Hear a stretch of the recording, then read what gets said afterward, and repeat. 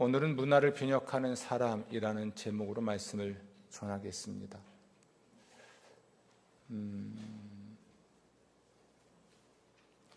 최근 우리는 하와이의 산불에 관한 뉴스를 들었죠. 산불로 인해서 얼룩진 그 현장을 보면 말로 어떻게 표현할 수 없을 만큼 좀 참혹스럽죠.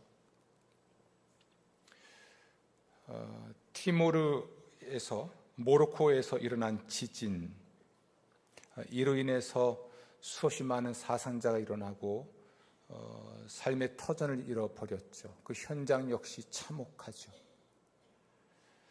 최근에는 리비아의 홍수, 댐이 무너지고 그로 인해서 겪게 된 참화로 인해서 삶의 터전을 잃은 사람들의 슬픔을 우리는 듣고 있습니다. 만약 우리가 그 현장에 있었다면, 또 그곳에 살던 사람이라면 아마 꿈이었으면 할 것 같아요. 꿈이었으면. 그렇죠? 우리는 전쟁을 경험하지 못한 세대죠. 전쟁을 경험한 세대는 전쟁이 얼마나 참혹한지를 알고 있습니다. 그래서 이 한반도에서는 다시는 전쟁이 일어나지 않기를 바라죠. 방법은 다르겠지만 어쨌든 이 전쟁이 다시는 우리에게 현실이 되지 않기를 바라는 것은 그 전쟁이 가져올 그 끔찍한 현실 때문일 것입니다.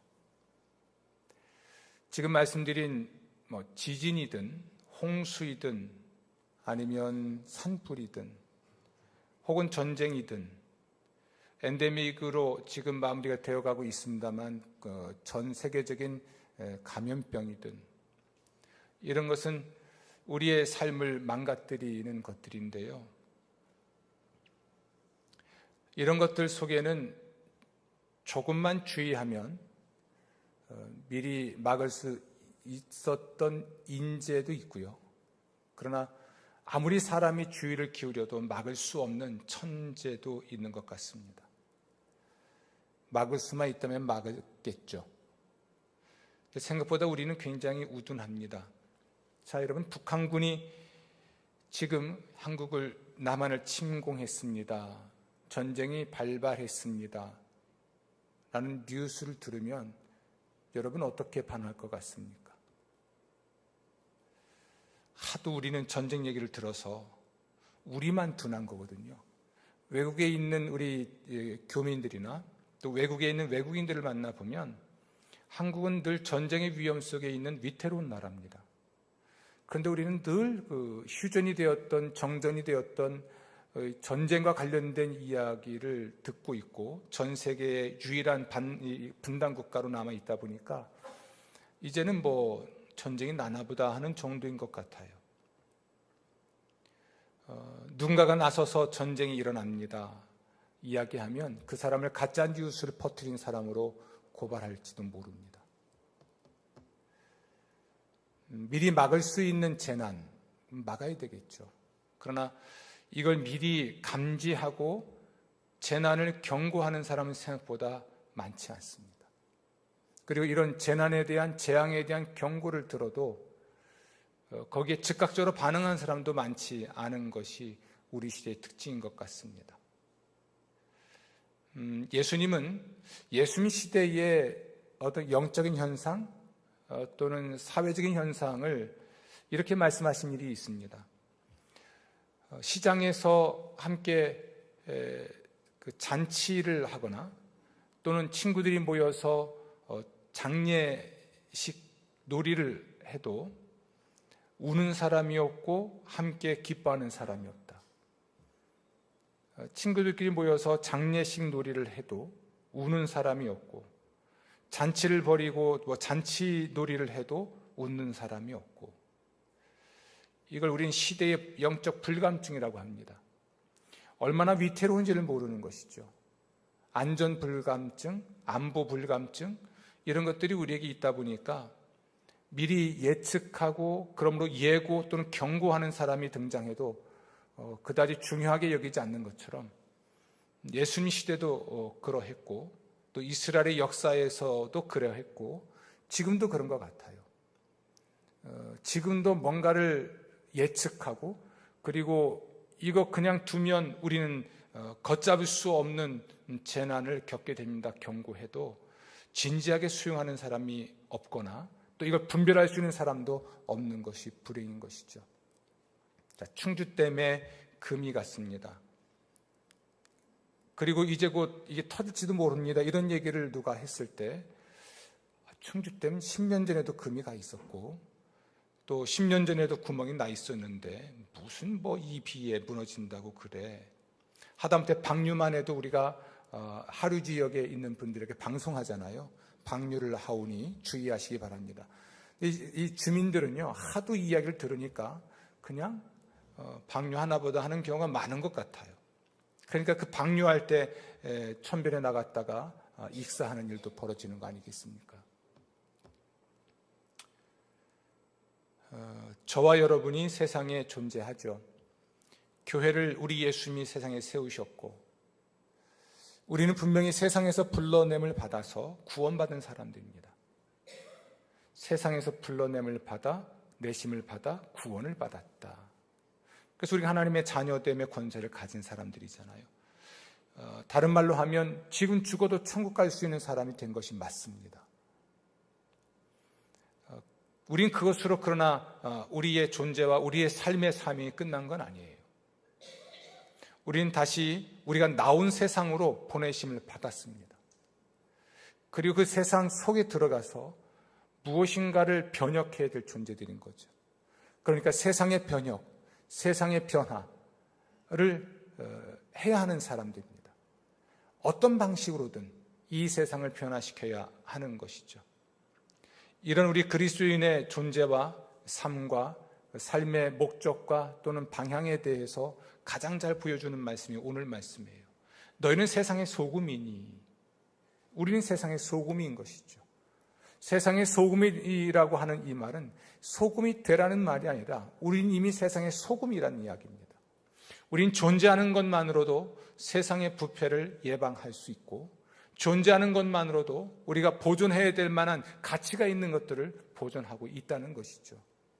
근데 좀 더 능동적으로 적중으로 말하면 너희는 세상의 빛이다라고 말을 하는 것입니다. 소금의 반대편에는 아마도 보호 또는 보존해야 될 육류나 생선 같은 것이 있을 수 있겠죠. 혹은 더 이상 부패하지 않도록 막아야 되는 것이니까 부패한 어떤 부패성이라는 어떤 실제가 있겠죠. 우리가 세상의 빛이라고 할 때는 몰아내야 될 어둠이라는 게 있는 것이고 더 이상 어두워지지 않도록 막아내야 될, 보호해야 될 만한 어떤 것이 있다는 것을 의미하겠죠. 우리는 세상에 존재하는 것이 세상에서 불러냄을 받아서 구원을 받은 것으로 끝나는 존재가 아니라 다시 그 세상에 존재하고 그 세상에 능동적으로 들어가서 그 세상을 밝히거나 또는 그 세상을 변혁해야 될 책임이 있는 존재라는 의미입니다. 그래서 우리는 이 시대를 향해서 어떠한 말을 할 수 있고 이 시대를 향해서 어떤 행동을 할 수도 있을 것입니다. 말을 하고 행동을 하는 존재, 이 존재들이 성서에서는 언제나 선지자들로 표현됐습니다. 그들이 살던 세상, 그들이 살고 있는 그 세상의 사회, 그 세상의 국가, 또 그 시대의 권력자, 그 시대를 살아가는 지도자들 또는 그 시대를 살아가는 우리 평범한 사람들, 그들을 향해서 하나님의 말씀을 대언하고 그리고 하나님의 징계, 심판, 이로 인한 재앙과 재난 혹은 하나님의 구원, 축복, 그분의 사랑에 대한 이야기, 이런 것들을 하나님을 대신하여 대언했던 사람들을 우리는 선지자라고 하죠. 이런 맥락에서 본다면 교회는 존재하는 것만으로도 세상의 선지자가 맞습니다. 저와 여러분이 세상의 소금이고 빛이라고 하는 이 말은 곧 우린 또한 선지자라는 이야기입니다. 사람들이 듣거나 듣지 않거나 우리의 소명은 닥칠 수 있는 재앙과 재난을 미리 막아내는 것이고 또 받을 수 있는 하나님의 은혜와 축복을 미리 선언해 주는 것일 겁니다. 여러분 모두가 이 소명을 한번 생각하시면서 오늘 말씀을 귀담아 들으시기를 주 여러분의 부탁을 드립니다. 오늘 저는 여러분에게 이런 실제적으로 세상의 변혁자가 되었던 인물을 소개할 겁니다. 욕심 같아서는 두 사람을 소개하겠는데 시간이 허락하지 않으니까 한 사람만 이야기하겠습니다. 그 사람은 바로 세례 요한입니다. 세례 요한, 우리는 예수님이 세상에 등장하는 이야기를 기록한 복음서를 보면 항상 세례 요한이 먼저 등장합니다. 이 세례 요한이라고 하는 사람은 주인공을 소개하는, 주인공이 등장할 수 있는 토대를 마련하는 인물이었기 때문인 것 같습니다.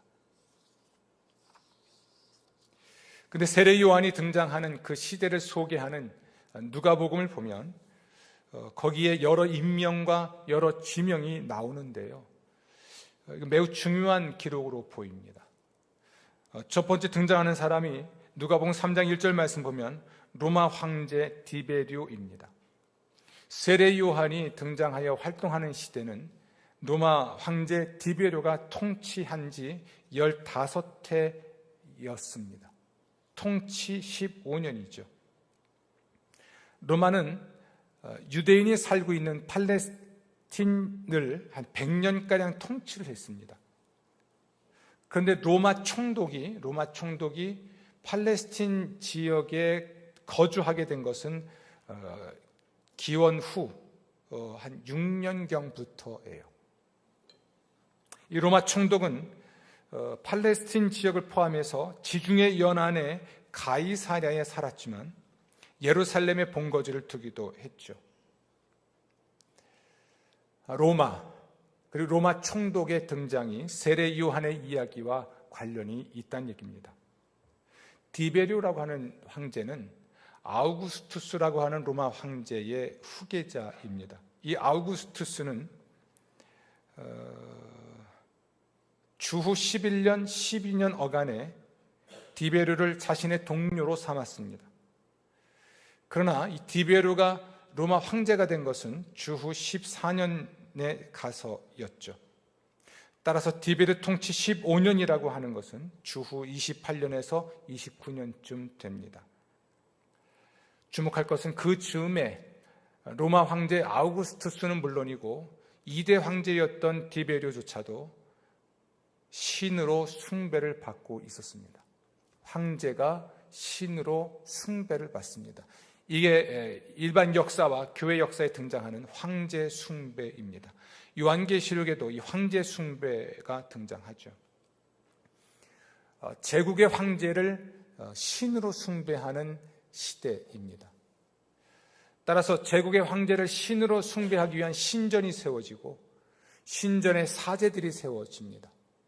혹은 기존의 신전에는 로마 황제를 위하여 제사를 드리고 제물을 바치는 일들이 흔히 있었죠.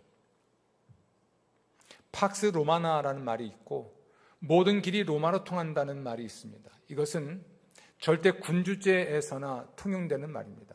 듣긴 매우 좋죠. 팍스 로마나, 로마의 평화. 이 말은 제국주의 혹은 군국주의의 발상입니다. 듣긴 좋지만 로마 황제의 지배 또는 로마에 의하여 대륙 전체가 지배를 받고 오직 한 황제만을 섬김으로써 그 땅에 평화가 찾아오게 하겠다는 그런 군국주의자들 또는 군주제에 있던 사람들의 제국주의적 발상에서 나온 표현입니다. 과연 로마가 통치하고 황제가 통치하며 황제를 신으로 숭배하는 세상에 정말 평화가 있었는가? 그렇지 않습니다. 로마 군인의 군합발에 온 대륙이 짓밟혔죠. 로마 군인의 창칼에 목숨을 잃은 사람들이 길가에 즐비했죠. 그리고 그 로마에게 나라를 빼앗긴 사람들, 그 나라는 큰 고통에 빠져들었습니다. 전쟁의 참상이라는 것은 예나 지금이나 결코 좋은 모습은 아니잖아요. 과연 로마 황제가 평화를 주었습니까? 아닙니다. 그들은 꿈을 꿨는지 모르지만 로마 황제는 평화를 줄 수 없었습니다. 모든 길이 로마로 통한다. 이것은 그렇습니다. 로마가 모든 세계의 중심이 되길 원했던 그러한 제국주의적 발상에서 나온 표현이거든요. 사실 또 그랬고요. 로마가 100여 년 동안 그 대륙을 통치할 때 모든 길은 로마를 통했습니다. 정치, 경제, 사회, 문화, 교육, 이 모든 것의 중심이 로마였으니까요. 이것은 예수님 다시 오실 때 등장할 바벨론 제국과 마찬가지입니다. 어쨌든 세례 요한이 등장했을 시점에는 팔레스틴 지역에 유대인들이 살고 있었는데 로마의 지배를 받으면서 그 팔레스틴의 평화가 오지 않았고 팔레스틴 사람들, 유대인들도 자유를 얻지 못했습니다. 총독이 파견되고 총독에 의해서 지배를 받으면서 그들은 더 억압된, 속박된 상태가 되고 말았죠. 지금까지는 어쩌면 세계의 정치 또는 세계 정세에 대한 이야기에 관한 단서였다면 세례 요한을 소개할 때 등장하는 또 다른 인물들은 팔레스틴의 정치 조직과 관련되어 있습니다. 그들은 바로 분봉왕이십니다. 분봉왕. 이 분봉이란 말은 문자적으로 4분의 1의 통치자란 뜻입니다. 헤롯 대왕이 있습니다. 아버지죠. 헤롯 대왕은 40년 동안 이 팔레스틴 지역을 통치했던 왕입니다. 그는 로마 제국으로부터 위임을 받은 권력으로 팔레스틴을 통치했던 왕이었죠. 그는 기원 전 4년경에 세상을 떠납니다. 성경 읽다 보면 예수님이 태어났을 때 그 아이들을 학살하게 했던 그 명령을 내린 존재가 헤롯 대왕입니다. 그가 자리에서 물러나면서 아들 셋에게 땅을 분할해 주었고 로마 제국의 승인을 받습니다. 그 중에 첫 번째 아들은 안티파스인데요. 예수님이 성장했던 곳이 나사렛입니다. 예수님이 30세쯤 돼서 구체적인 사역을 시작하신 곳은 가버나움이에요. 이 다 갈릴리 지역입니다. 이 갈릴리 지역은 굉장히 자연 환경이 좋은 곳이긴 하죠. 헤롯 안티파스가 통치했던 곳이 바로 갈릴리 지역입니다.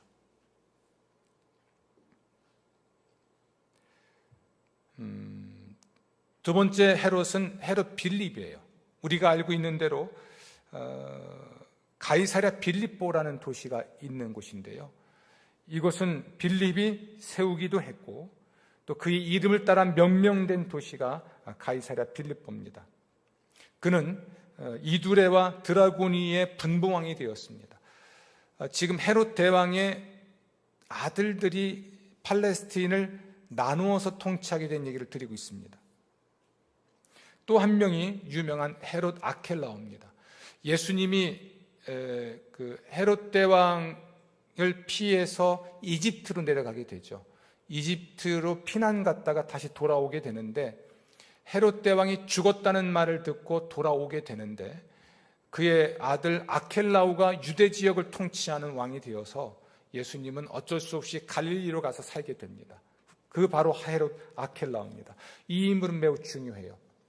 로마가 100여 년 동안 지중해 연안을 또 팔레스틴 지역을 통치해 왔지만 총독을 파견한 일은 없었습니다. 총독은 기원 후 6년경에 파견하게 되는데 헤롯 아켈라오 때문에 파견하게 됩니다. 너무나 폭정을 휘둘렀기 때문에 이 유대 지역에 있는 사람들이 로마 당국에 청원을 합니다. 좀 파면해 주십시오. 이 아켈라오의 악행을 참을 수 없으니까 좀 이 사람을 파면해달라고 청원하게 됐죠. 그래서 그들이 점령했던 점령지에 국민들이 또 반란을 일으키는 것을 걱정했던 로마는 총독을 파견해서 그곳에 머물게 합니다. 그 중에 유명한 사람이 빌라도입니다. 우리 사도신경에 등장하죠. 예수님에게 사형을 선고했던 사람이 빌라도입니다. 이래 로마 총독이 팔레스틴에 와서 거주하면서 관할하게 하게 했던 그 1등 공신이 바로 헤롯 아켈라오입니다. 한번 생각해 보십시오. 이 시기에 세례 요한이 활동을 시작합니다. 어떤 의미가 있을까요? 땅도 좁은데 땅이 3개로 나눠져 있습니다. 세계로 나눠져 있고 통치자가 달라요. 우리가 알고 있듯이 세례 요한은 헤롯 왕의 불륜과 또는 성적인 타락을 지적했다가 참수를 당하잖아요. 동생의 아내를 자기의 아내로 삼는 이런 악행을 저지르는, 그러니까 형제지간에도 사실은 별로 친하지 않았습니다. 땅이 나눠져 있습니다. 그리고 주민들도 나눠져 있습니다. 사분오열된 형태인 것이죠. 지금 우리나라가 남북으로 나눠져 있는 것보다 더 심각한 세 개의 지역으로 나눠져 버린 것입니다. 이 헤롯 가문은 유대인들로부터 진정한 왕으로 인정받지 못했습니다. 유대인들에게 있어서 진정한 왕은 다윗의 후손이어야 합니다.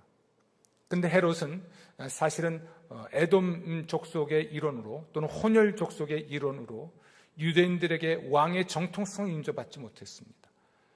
왕의 정통성을 인정받지 못하는 상황에서 그가 그 지역을 다스릴 수 있는 방법은 아마도 공포 정치였던 것 같습니다. 공포와 탄압으로 다스리는 독불 장군식의 왕실이었습니다. 여러분, 나라가 나뉘어지고 국론이 분열된 상황에서 그 땅에 살고 있는 하나님의 백성들은 정말 자유로웠을까요? 행복했을까요? 진정한 번영을 꿈꿀 수 있었을까요? 하나된 힘을 가지고 로마를 대항하여 싸워도 부족한데 땅이 세 개로 나눠지고 통치자가 셋으로 나눠지고 또 형제들 간의 싸움이 있는 상태에서 그 땅을 살고 있는 하나님의 백성들에게 자유라는 건 주어지지 않습니다. 행복할 수가 없죠. 그 시기에 세례 요한이 등장해서 일을 합니다. 국제정세, 로마 제국의 황제 디베르를 제가 소개했습니다. 이제는 그들의 팔레스틴의 정치적인 상황, 세 명의 왕에 의해서 나뉘어져 통치됐던 국가의 현실을 말씀드렸습니다. 그러면 그들의 종교는 어떠했을까요? 세례 요한을 소개하는 장면에 갑자기 대제사장이 두 명이 소개가 됩니다. 안나스와 가야바죠. 어느 시대이든 대제사장은 한 명입니다. 이 대제사장들의 역할은 1년에 한 번 대속죄일에 지성소에 들어가 이스라엘의 모든 백성들의 죄를 속죄하는 제사를 드리는 일을 합니다. 그런데 대제사장이 두 명이 소개가 됩니다. 안나스는 가야바의 장인이에요. 장인. 가야바는 안나스의 사위죠. 안나스가 자기의 지위를 사위에게 물려준 형식으로 세습을 한 것입니다. 예수님이 체포되었을 때 가야바에게 먼저 가지 않고 안나스에게 먼저 갑니다. 안나스는 대제사장의 직을 오늘날로 말하면 은퇴했음에도 불구하고 섭정을 일삼았던 막후 실세였던 것이죠.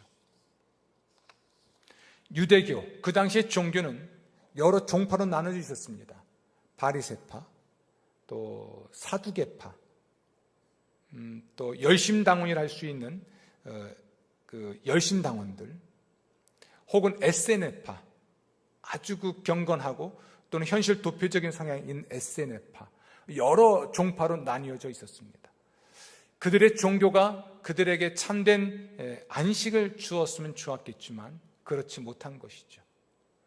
이 사두개인들은 오히려 로마와 결탁해서 실제적인 실권을 손에 쥐고 있었고, 바리새인들은 분리주의자란 말을 들으면서 세속화되지 않으려고 몸부림을 쳤으나 역시 그들은 형식주의자 말을 듣게 되었습니다.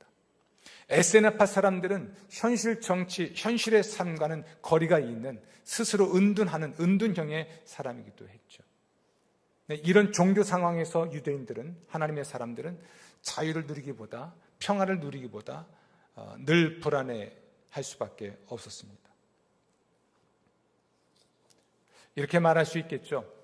그들이 이집트에서 구출을 받은 이후로 광야 40년의 유랑 생활을 마치고 가나안 땅에 정착해서 독립된 국가에서 자유를 누리었던 시대가 잠깐 있었지만, 솔로몬 이후에 나라가 나뉘어지고 북왕조가 아시리아 제국에 먼저 망하고 남왕조는 나중에 바벨론 제국에 망한 이후로 거의 한 600년 가까이 그들은 독립된 나라를 가져본 적이 없습니다.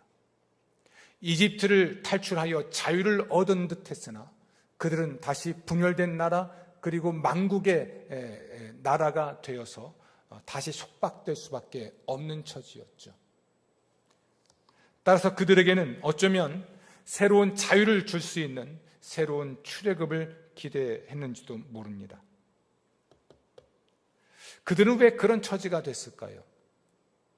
선지자들은 그런 처지가 되지 않도록 늘 경고하고 경계했는데요. 결국 그들은 선지자들의 말을 듣지 않고 결국 나라를 잃어버리고 다시 노예가 되는 운명이 되고 말았습니다. 새로운 출애굽, 그들이 다시 자유를 얻기 위해서 필요한 것, 선지자들이 그러므로 끊임없이 외쳤던 것은 한 가지입니다. 모든 선지자, 우리가 성경을 펼치면 만날 수 있는 예레미야, 이사야를 비롯해서 호세아, 그리고 성경의 마지막에 등장하는 말라기와 같은 이런 선지자들의 메시지, 그들의 참된 회복과 자유와 번영과 행복을 위해 정말 필요한 것 한 가지, 공통된 메시지가 있었습니다. 선지자 말라기의 말인데요. 내게로 돌아오라. 그리하면 나도 너희에게로 돌아가리라. 하나님께로 돌아오라는 것이죠. 내게로 돌아오라. 그러면 나도 너희에게로 돌아가리라. 이건 슬픈 얘기입니다. 지금 하나님의 백성이 하나님을 떠났고, 그러므로 하나님도 그 백성을 떠나셨다는 이야기입니다. 하나님이 떠나셨습니다. 하나님이 더 이상 함께 하시지 않습니다. 하나님이 더 이상 구원하시지 않습니다. 하나님이 더 이상 인도하시지 않습니다. 하나님이 더 이상 축복하시지 않습니다. 그들은 하나님을 떠났고, 그러므로 하나님도 그들을 떠나실 수밖에 없었고, 그래서 그들은 다시 포로가 되고 속박이 되고 자유를 잃어버린 나라가 되고 백성이 된 것이었습니다. 슬픈 얘기죠. 하나님께로 돌아와라. 하나님께로 돌아오는 것, 이것이 회개입니다. 하나님께로 돌아오면 하나님도 돌아오시고, 하나님이 함께 하시고, 하나님이 구원하시고, 하나님이 인도하시고, 하나님이 축복하셔서 그들이 자유와 번영과 행복을 누리게 될 것이라는 이야기죠. 이 이야기를 선지자들이 외칠 때마다 그 시대의 사람들이 들었었더라면 그들은 자유를 잃지 않았을 것입니다. 그들은 번영할 수 있었을 것입니다. 그 위기의 순간마다 뭔가 균열이 생기고 뭔가 조짐이 보일 때마다 하나님은 자신의 종들을 보내어서 그 사실을 알려줬지만 그 사실을 주목하는 사람이 너무나 없었죠. 특히 권력자들, 지도자들은 이런 선지자들의 경고에 귀를 기울이지 않았습니다. 예레미야 선지자 같은 사람은 매국노란 말도 들었습니다. 열강 속에서 이 나라가 살아남기 위해서는 지금 아시리아의 손을 잡을 게 아니라 바벨론의 손을 잡아야 됩니다. 이런 이야기를 한다든지, 바벨론의 손을 잡지 말고 하나님을 의지해야 됩니다. 이런 말을 한다든지, 그럴 때마다 친 바벨론, 친 아시리아, 친 이집트, 이런 사람들이 정치 권력을 쥐고 있었기 때문에 예레미야는 언제나 매국노였고 그 시대에서는 언제나 이단아였습니다. 이대로 가면 망한다. 이대로 가면 댐이 무너진다. 이대로 가면 홍수가 난다. 이대로 가면 모두가 죽는다. 이대로 가면 나라를 잃을 것이다. 이 경고를 끊임없이 했지만 이 선지자들은 늘 혼자였고, 그래서 외로웠고, 그래서 고난을 겪었고, 그래서 그들은 죽임을 당했습니다. 그러나 하나님은 끊임없이 그 경고를 했죠. 선지자 에스겔을 통해서 말씀하신 대로 전쟁이 일어났습니다. 파수꾼이 성벽에 서서 적의 침공 상황에 대하여 나팔을 불며 알려주는 것이죠. 적이 쳐들어왔습니다. 적이 지금 가까이 왔습니다. 나팔을 불면서 성 안의 사람들에게 끊임없이 외쳤으나 성 안에 있는 사람들, 왕이 되었던, 권력자가 되었던, 누가 되었던 이 파수꾼의 말을 듣지 않아서 망하게 되었던 겁니다. 세례 요한, 그는 그 시대의 상태를 알았습니다. 어쩌면 모두가 애써 눈을 감았을 수도 있겠고, 아니면 전혀 눈치채지 못했지만 세례 요한은 자기 민족의 문제가 무엇인지, 왜 그렇게 됐는지, 그럼 그들에게 무엇이 필요한지를 알고 있었습니다. 더 놀라운 건 하나님이 무엇을 하고 계신지를 이 세례 요한은 알고 있었습니다. 하나님이 자신의 아들을 세상의 구원자로 보내셨고 그 아들을 통해서 세상을 구원하실 것이라는 것을 세례 요한은 미리 알았습니다. 그래서 그는 메시아의 길을 준비하는, 메시아가 오실 토대를 마련하는 존재로 미리 보냄받아 사람들에게 그 메시아를 통한 구원을 위하여 필요한 것이 무엇인지를 외쳤습니다. 세례 요한의 메시지는 하나입니다. 회개하라. 회개하라. 회개하고 복음을 믿어라. 이것은 똑같습니다. 말라기 선지자의 예언 말과 똑같은데 하나님께로 돌아와라. 하나님께로 돌아가는 게 회개입니다. 그러면 하나님이 돌아오시는 거거든요. 하나님께로 돌아가라. 회개하라. 그리고 복음을 믿어라. 하나님의 구원자를 영접하라. 하나님의 구원자를 신뢰하라. 그러면 그들은 구원받을 것입니다. 이 이야기를 세례 요한이 끊임없이 했죠. 세례 요한을 소개하는 장면에서 그는 이렇게 소개를 받고 있습니다. 누가복음 3장 2절인데요. 하나님의 말씀이 빈들에서 사가랴의 아들 요한에게 임했다. 세례 요한은 빈들에 있었습니다. 빈들. 이 빈들은 황제, 디베리오 황제, 로마 황제죠? 디베리오 황제, 총독, 분봉왕, 대제사장이 상징하는 세속 권력과는 전혀 상관이 없는 곳입니다. 문명화된 도시가 아닌 것이죠. 그냥 세속 도시입니다. 세속 도시가 아닌 것이죠. 세속, 문명과는 동떨어진 곳입니다. 또 사가랴의 아들 요한이란 말은 디베리오, 로마 황제죠. 빌라도, 로마 총독이죠. 헤롯 안디바, 헤롯 빌립, 헤롯 아켈라우, 루사니아, 제사장 중에서는 안나스, 가야바, 이러한 사람들이 대변하는 세속 권력자하고는 전혀 상관이 없는 사람입니다. 빈들은 세례 요한이 이스라엘에 나타나는 날까지 생활하던 곳입니다. 그곳에서 약대 털옷을 입고 메뚜기와 석청을 먹으면서 지냈습니다. 여러분, 우린 지금 세속 사회를 살고 있습니다. 이 시대를 어떻게 변혁할 수 있을까? 이 시대를 어떻게 돌이킬 수 있을까? 더 큰 재앙과 재난을 피하게 할 수 있을까?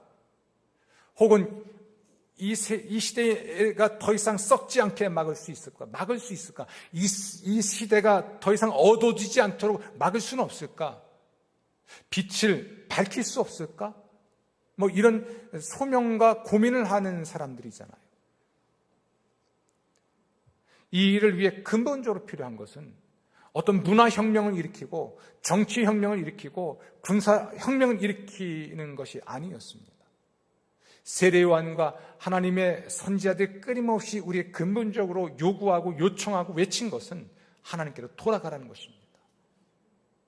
세례 요한이 세상의 변혁자로 나서기 위해서, 세상의 변혁자로 나서서 사람 가리지 않고 회개를 촉구할 때, 분봉왕 헤롯을 향해서도 회개를 촉구할 때, 목이 잘려 죽으면서도 입을 다물지 않고 그 시대를 향하여 외쳤을 위해서 그걸 할 수 있는 준비를 광야 빈들에서 했습니다. 지금 우리는 빈들로 가야 될 때인 것 같습니다. 도시를 떠나서 빈들로. 문명의 이기를 버리고 그것을 사용할 수 없는 어떤 외딴 곳으로 가야 할지 모릅니다. 이 빈들은 가장 위험한 곳이고 우리가 살기에는 불편한 척박한 곳이 맞습니다. 그러나 세속 또는 문명의 소리가 들려오지 않는 곳이죠. 그럼 그곳에서 뭘 할까요? 누구의 음성만 있을까요? 이 빈들이 의미하는 건 어쩌면 우리 시대로 말하면 골방일 수도 있을 것입니다. 가끔은 기도원에 들어가는 것일 수도 있겠고요. 가끔은 수도원에 들어가는 것일 수도 있겠고요. 요즘 여러분 좋아하는 대로 글램핑 하듯이 텐트 하나 들고 깊은 산속에 들어가는, 와이파이가 절대로 터질 수 없는, 핸드폰을 절대로 사용할 수 없는 어떤 그런 곳으로 들어가야 되는지도 모릅니다. 그러니까 세상의 변혁을 위해서 우리 세상을 알아야 하는 것은 많지만 우리는 너무나 세속화되어 있어서 세속의 때를 좀 벗겨내야 합니다. 빈들로 가셔야 됩니다. 골방으로 들어가셔야 됩니다. 다른 말로 해볼까요? 이젠 TV 앞을 떠나서, 영화관을 떠나서 예배당에 모이거나 혹은 여러분 골방에 들어가서 하나님 앞에 서야 한다는 이야기예요. 하나님 말씀 앞에 서야 하는 것입니다. 기도에 전념해야 하는 것입니다. 성경의 표현대로 자다가 깰 때가 된 겁니다. 그만 주무세요. 기도의 잠 깨우세요. 말씀의 잠 깨우십시오. 예배의 잠 깨워야 합니다. 자다가 깰 때가 되었습니다. 성경의 표현대로 쓴다면 우린 죽은 자들 가운데 있는 산자인데 죽은 자와 똑같거든요. 죽은 자 가운데 있는 산자인데도 죽은 자와 똑같으면 식물인간이죠. 이걸 우리 스스로 깨워야 됩니다. 우리가 움직여야 하는 것이죠. 누가 대신해 주지 않습니다. 세례 요한이 광야에 있으면서 메뚜기와 석청을 먹었죠. 자연식이죠. 그러나 이것은 자연식이 아닙니다. 진수성찬을 멀리하는 겁니다. 피자 그만 드시고, 제가 좋아하는, 오늘 밤에는 제가 피자 먹어야 되는데 주일날은 뭐가 자꾸 먹혀요. 치킨을 먹어야 되고, 피자 치킨 그만 드시고 달콤한 음료 그만 드시고 쓴 커피만 드시면서 좀 쓴 음식을 먹으면서 때론 금식을 하면서 때론 절식을 하면서 미디어 금식이든 뭐가 됐든 좀 이 모든 걸 뒤로 한 채로 골방에 들어가 하나님을 대면하여 보는 것이 절대적으로 필요한 때입니다. 그가 입었던 약대 털옷, 하긴 누가 그러더라고요. 가죽옷 입었다고, 명품이라고. 명품 옷 벗어 던지고 좀 땀이 밴 옷 안 될까요?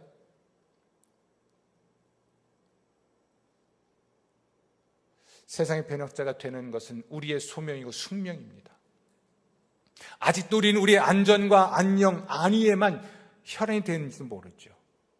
나의 안전과 안녕, 내 자식들의 형통함, 이것이 안 되면 믿음을 버리는 시대이잖아요. 하나님을 섬기지 않고 만몬, 그러니까 우상을 섬기는 시대잖아요. 돈을 섬기고 명예를 섬기고 출세와 성공을 섬기는 시대잖아요. 오로지 하나님은 나의 행복을 위해 존재하고, 오로지 하나님은 나의 구원을 위해 존재하고, 오로지 하나님은 나의 형통함을 위해 존재하고, 내 가문과 내 자녀들의 형통함을 위해서 존재하는 까닭에 내가 가난해지면, 내가 고통스러워지면 하나님을 섬기기조차도 포기하는 그런 시대잖아요. 아침이 되면 눈을 떠야 되는 필요성이 있죠. 저를 깨우는 건, 오늘도 새벽 2시에 눈을 떴는데요, 저를 깨우는 게 있습니다. 깨우면 일어나야죠. 누군가가 깨우시는 거겠죠. 그 시간에 일어나서 뭐 하겠습니까, 목사가? 왜 깨우셨나? 엉덩이는 하늘로 하고 침대에다 머리 박아놓고 있다가 찬물로 세수하고 말씀 앞에 섭니다. 오늘은 무슨 말씀 주시려나? 누굴 위해 기도해야 하나? 오늘 예배인데 어떻게 이 예배를 끌어가야 되나? 목사만의 일인가요? 자다가 깰 때가 되었습니다. 죽은 자들 가운데서 일어날 때가 됐습니다. 기도의 부흥이 필요합니다. 예배의 부흥이 필요합니다. 광야로 가십시오. 기도실에 들어가십시오. 말씀 앞에 서십시오. 그리고 여러분이 변화되십시오. 그래야 세상을 변화시킬 수 있습니다. 세상을 밝히려면 우리가 밝아야 되잖아요. 세상의 부패를 막으려면 우리가 이 염도를 유지하거나 또는 높여야 되잖아요.